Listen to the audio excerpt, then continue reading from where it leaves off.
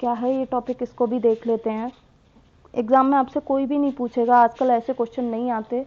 पहले आया करते थे ये क्वेश्चन, 12 बैच 13 बैच में ऐसे क्वेश्चन आया करते थे, लेकिन अब नहीं आते हैं। अब तो बहुत अच्छा पेपर बनता है, तो इसको भी देख लेते हैं। जैसे कि आपने आयुर्वेद की उत्पत्ति पढ़ी थी, कहाँ पे? जब आप पहली बार आयुर्वेद में आपने एडमिशन लिया था किसी भी कॉलेज में, तो वहाँ जाते ही अष्टांग हृदय के पहले चैप्टर में सबसे पहले आपको आयुर्वेद की उत्पत्ति ही बताते हैं कि भाई आयुर्वेद आया कैसे, हम क्यों पढ़ रहे हैं इसको। तो उसी तरीके से आचार्य काश्यप ने भी आयुर्वेद की उत्पत्ति बताई है। आचार्य भागवत ने कुछ और उत्पत्ति बोल दी, आचार्य चरक ने कुछ और बोल दी। ज़्यादातर सेम ही होते हैं, बस सबके आचार्य जो ज्ञान लेने जाते हैं वो बदल जाते हैं। ठीक है, तो कुछ खास याद रखना नहीं है, बस एक बार पढ़ लीजिएगा। एग्जाम से पहले भी एक दो बार आप इसे रीड कर लीजिएगा, बाकी बार बार इसको रटने की ज़रूरत आपको है नहीं। तो काश्यप संहिता इन कौमार भृत्य, कौमार भृत्य में काश्यप संहिता के अंदर आयुर्वेद का अवतरण किस तरीके से बताया गया है उसकी हम बात कर रहे हैं। तो आप लोगों ने अष्टांग हृदय में पढ़ा होगा कि सबसे पहले ब्रह्मा जी थे, ब्रह्मा जी को ज्ञान हुआ था आयुर्वेद का। सबसे पहले आयुर्वेद को किसने पढ़ा? यह आपको आगे भी ये क्वेश्चन काम आएगा जो मैं अभी बता रही हूँ, कि आपसे जैसे आप पीजी एंट्रेंस दोगे उसमें आपसे ये क्वेश्चन पूछा जा सकता है कि आयुर्वेद का ज्ञान सबसे पहले किसको हुआ था, क्या आयुर्वेद का ज्ञान सबसे पहले किसने दिया था? तो सबको पता है, किसी भी कोई भी ग्रंथ उठा लीजिए आप, चरक संहिता, सुश्रुत संहिता, भागवत वाला या फिर काश्यप संहिता, सब में सबसे पहले ब्रह्मा जी ही आएंगे। बाकी के लोग चेंज हो सकते हैं लेकिन ब्रह्मा जी तो वहीं की वहीं रहेंगे, ये नहीं बदलेंगे। तो देखिए काश्यप क्या कहता है कि सबसे पहले ज्ञान किसको हुआ था? ब्रह्मा को हुआ था। ब्रह्मा जी ने अपना ज्ञान किसको दिया था? दक्ष प्रजापति को दिया था। दक्ष प्रजापति जो सती के पिता होते हैं, जो पार्वती जी बोल सकते हैं या सती बोल सकते हैं, उनके जो पिता हैं वो हैं दक्ष प्रजापति। ठीक है, ज़्यादा इनका डिटेल में कुंडली निकालने की ज़रूरत नहीं है। दक्ष प्रजापति कौन थे, इंद्र कौन था, अश्विनी कुमार कौन थे, ऐसा आपको कुंडली नहीं निकालनी है किसी की, केवल एक एक शब्द याद रखना है। जब कुंडली निकालने का टाइम आएगा आपका पीजी के टाइम पे, तब आप डिटेल में पढ़िएगा, लेकिन अभी इतनी काम की चीज़ नहीं है तो हम क्लास का टाइम ज़्यादा बर्बाद नहीं करेंगे। तो ब्रह्मा ने सबसे पहले दे दिया ये किसको? दक्ष प्रजापति को। फिर दक्ष प्रजापति ने ये ज्ञान दिया किसको? अश्विनी कुमारों को। ठीक है, और अश्विनी कुमारों से किसके पास गया? इंद्र के पास। इन अश्विनी कुमारों के पास इंद्र डेली आके बैठ जाते थे और इंद्र ने सारा का सारा आयुर्वेद का ज्ञान ले लिया कि आप मुझे भी कुछ सिखाइए। ठीक है, अब उसके बाद बदलती हैं चीज़ें।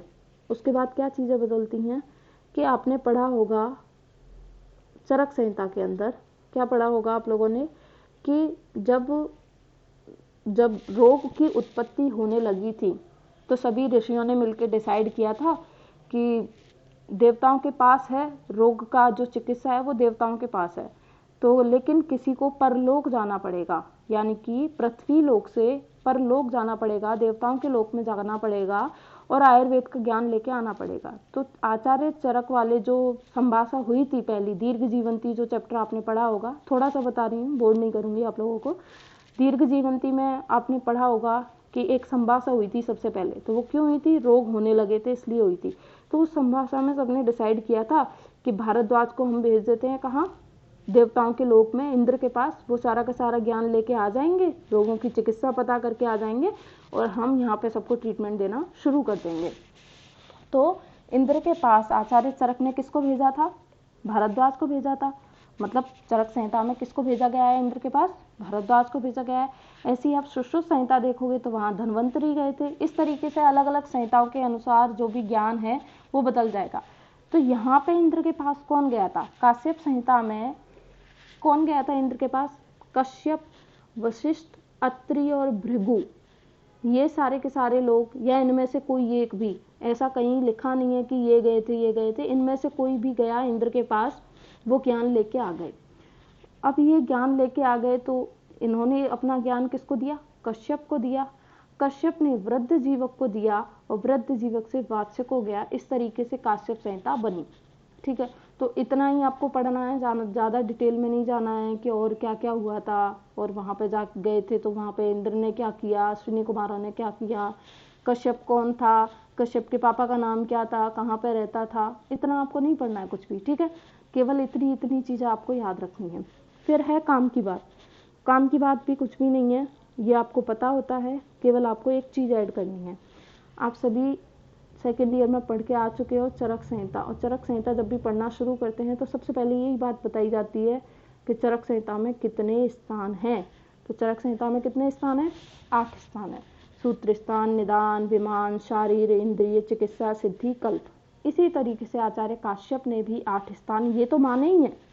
चरक ने जो 8 स्थान माने हैं वो भी काश्यप ने माने हैं, लेकिन इनके अलावा काश्यप ने, अब काश्यप अपनी संहिता लिख रहा है तो सारा टीप के थोड़ी लिखेगा, टीप के इन द सेंस सारी चरक को देख देख के थोड़ी लिखेगा, कुछ तो अपना अलग लिखेगा। तो इसने अपना अलग क्या लिखा था? खिल स्थान। तो आपसे पूछ लिया जाए कभी कि खिल स्थान कहाँ लिखा गया है, तो काश्यप संहिता के अंदर खिल स्थान आता है। चरक, भागवत, सुश्रुत इनके अंदर खिल स्थान नहीं आता है। खिल, खिल मतलब खिलना, याद रखने के लिए बता रही हूँ केवल। खिल मतलब खिलना, खिलता कौन है? बच्चा, ठीक है। तो ऐसे आप याद रख सकते हो कि एक खिल स्थान किसने बताया है? काश्यप ने बताया है। तो इस जैसे हमने चरक में पढ़े थे, आपको सबको टिप्स पे याद होंगे, सबको रटे रटाए होंगे, मुझे ज़्यादा जोर लगाने की ज़रूरत नहीं है। सूत्र स्थान में कितने चैप्टर हैं? 30 चैप्टर हैं। अब इसको ऐसे रटोगे थोड़ी, सूत्र स्थान में 30 चैप्टर हैं, निदान स्थान में 8 हैं, विमान में 8 हैं, इंद्रिय में 12 हैं, ऐसे ऐसे करके रटोगे थोड़ी। ये आप पढ़ चुके हो, आपको याद हो चुकी हैं, वही बातें यहाँ पे आपको लिखनी है। अगर क्वेश्चन आ जाए तो, और नहीं आए तो केवल याद रखनी है, आगे भी ये बातें काम आएंगी आपको।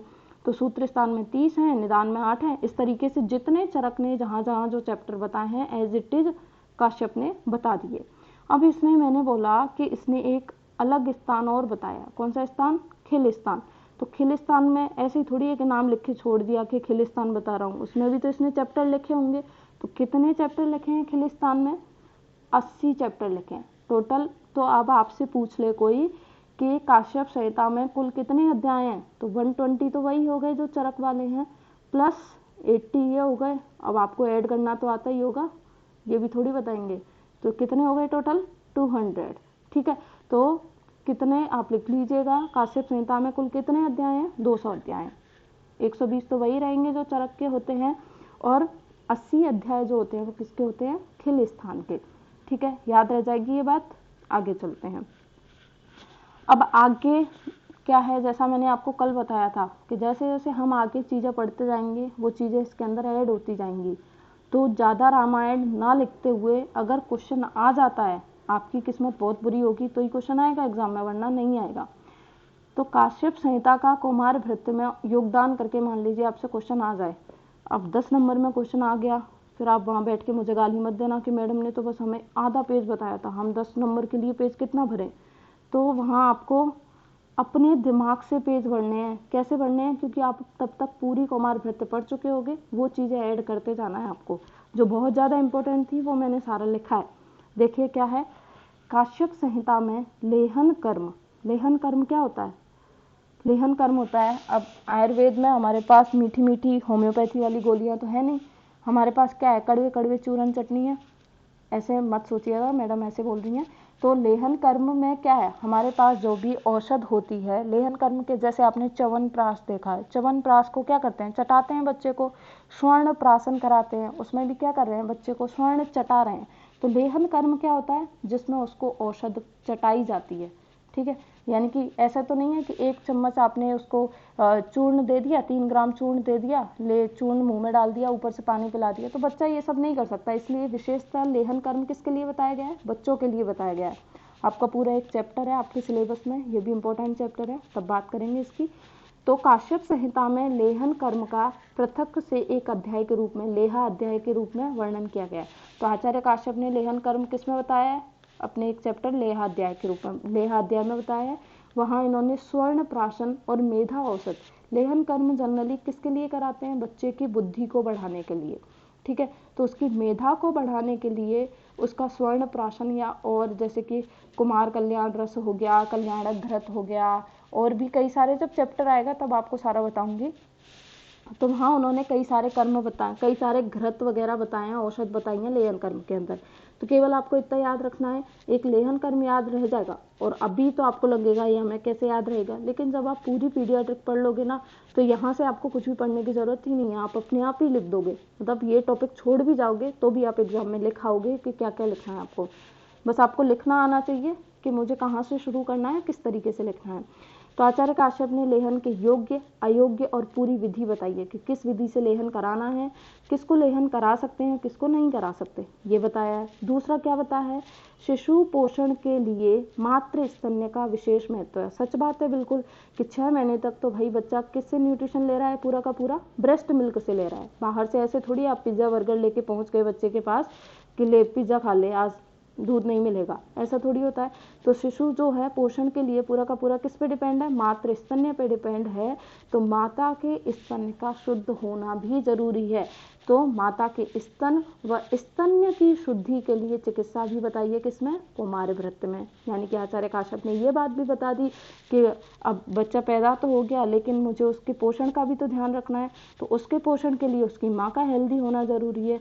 माँ का हेल्दी होने से मतलब है कि माँ का जो स्तन्य है उसकी शुद्धि होना जरूरी है। तो ये बात भी आचार्य काश्यप ने बताई है। फिर उसके बाद दंत जन्मिक, बच्चे के दांत आएंगे, तो दांत की उत्पत्ति कैसे होगी, कौन से दांत श्रेष्ठ यानी कि संपत होंगे श्रेष्ठ, और कौन से बेकार होंगे और कब होंगे, दंत की उत्पत्ति कौन से काल में होगी, वो सारी की सारी बताई। यानी कि 4 महीने में आएंगे, बच्चा 4 महीने का हो जाएगा तब दांत आएंगे, या 8 महीने का हो जाएगा, तो ये भी इन्होंने बताया है।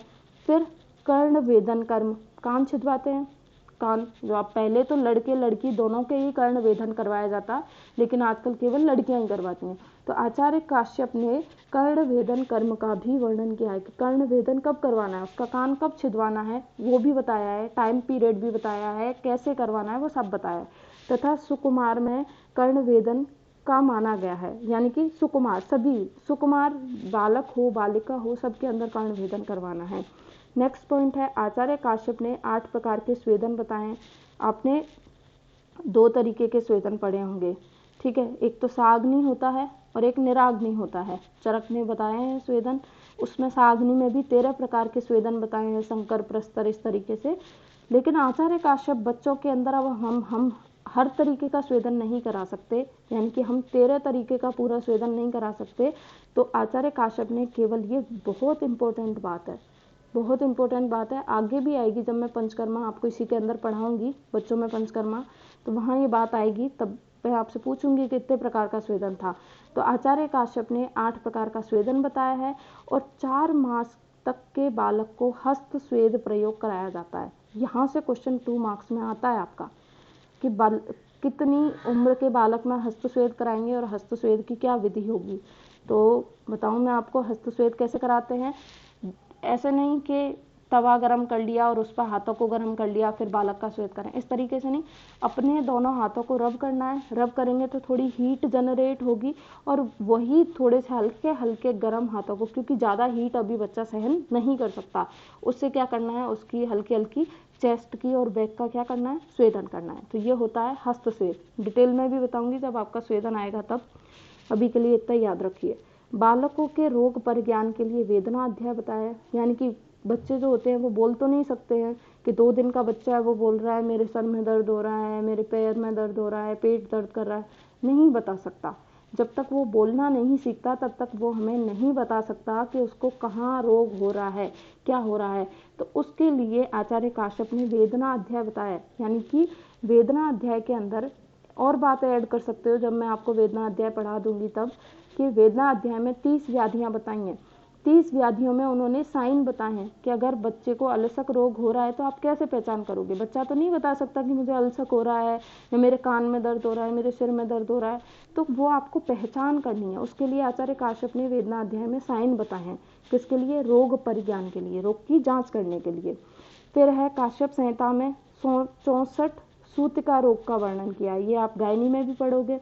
सूतिका रोग यानी कि आफ्टर डिलीवरी माँ को कौन कौन से रोग हो सकते हैं, ज्वर हो सकता है, अतिसार हो सकता है, शोथ हो सकता है, गर्भिणी, पांडु, कामला, कई सारी व्याधियां आपके सिलेबस में होंगी गायनी में, वो आप पढ़ोगे। तो 64 प्रकार के सूतिका रोग बताए किसने, काश्यप ने।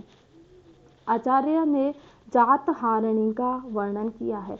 जात हारणी क्या होती है? जात हारणी वो होती है जो जिसका बच्चा जो है पैदा होने से पहले ही मर जाए या पैदा होते टाइम मर जाए। तो जात हारणी की डेफिनेशन भी दी है इन्होंने, जो तुरंत उत्पन्न शिशु को, जैसे कि जात मात्र हो गया, जात मात्र शिशु, ये भी पूछा जाता है आपसे 2 नंबर में।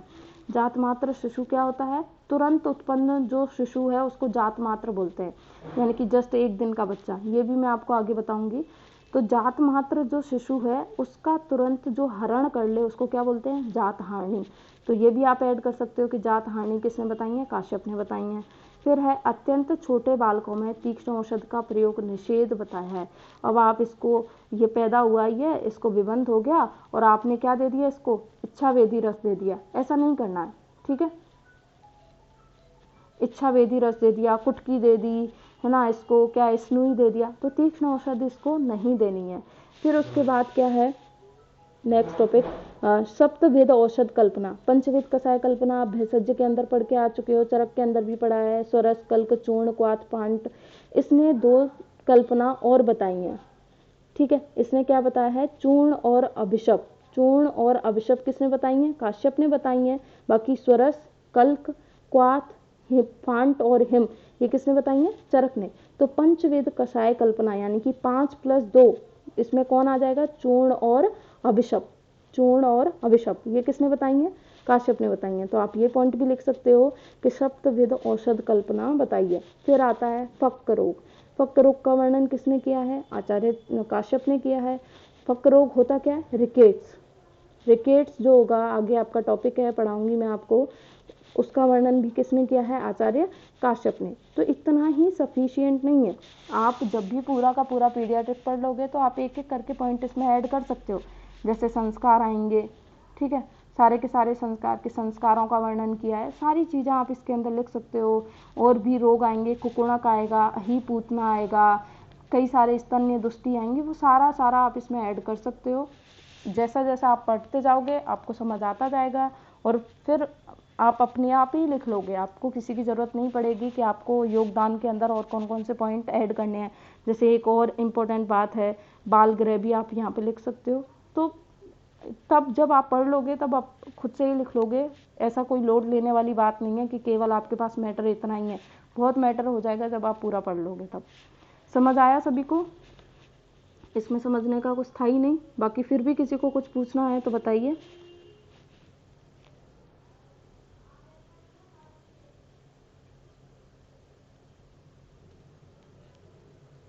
क्या? हाँ,